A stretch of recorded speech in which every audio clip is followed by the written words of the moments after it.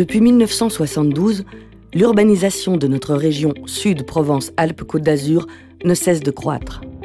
En 50 ans, l'artificialisation des sols a plus que doublé, et ce, majoritairement sur la frange littorale. Parallèlement, la forêt grignote peu à peu les terres anciennement cultivées. Près de 145 000 hectares de friches agricoles représentent un vrai potentiel. Mais elle reste difficile à reconquérir sans assouplir la loi en matière de défrichement. Entre 1972 et 2020, la surface agricole utile a donc diminué de moitié. Sur le bassin azuréen et le bassin provençal, elle atteint même le seuil critique de 13%. Sous la barre des 15%, nous mettons en danger notre souveraineté alimentaire. Et ce n'est pas près de s'arrêter. Le SRADET prévoit 4 000 hectares d'artificialisation tous les 10 ans.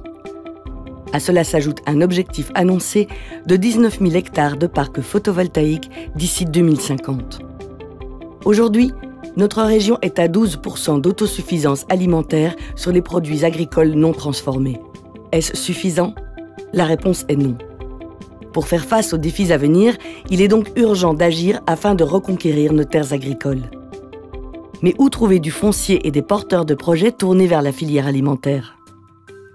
La SAFER dispose d'outils puissants pour préserver le foncier agricole et favoriser l'installation. La préemption partielle en est un. Récente mais très efficace, elle nécessite cependant une grande agilité financière.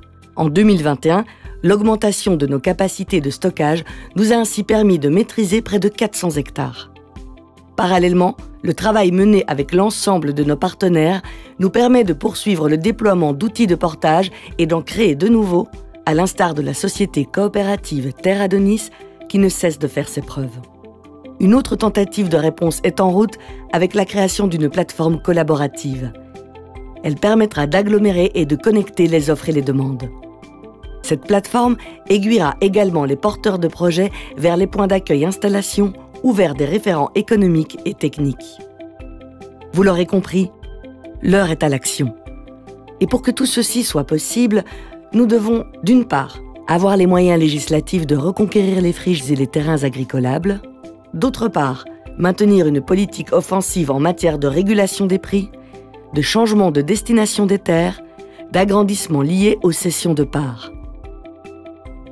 Car c'est de l'avenir de notre agriculture dont il s'agit, de l'avenir de notre alimentation, de notre avenir à tous.